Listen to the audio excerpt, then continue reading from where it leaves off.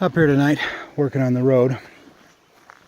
So what we had happen was there was a bit of a slump. You can see it all the way through there where this dropped down. And when it dropped down, it filled this ditch. When it filled that ditch, it put all that spring water down the roadbed, which then washed gravel into the culvert and plugged it. So I have unblocked the culvert.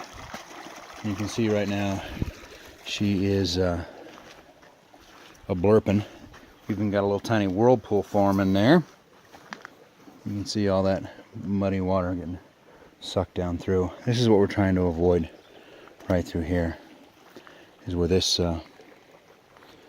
stretch was just sending the whole stream. All of that water was going right down the road and it was just destroying it. Shay and I unblocked this once, had a flash flood like rainstorm up here. All that gravel came down. It plugged this output right here because the road graders have buried the culvert. And yeah, so the goal today, I found that chunk of pipe over there and I got another chunk of pipe in the back of the trailer. So the goal today is to get this dug out deep enough that I can put one of those two chunks of pipe into this chunk of pipe and get that water farther away.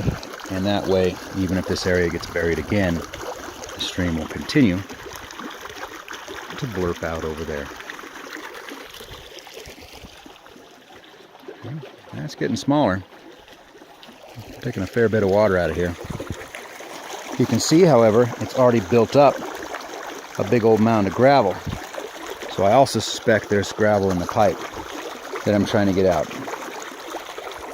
But you can understand what we're doing. And this puts the stream in a hard rock ditch, a mining ditch over there, which will then carry it down to the culvert, which will then cross the road, and no more damage up here at the top of the hill.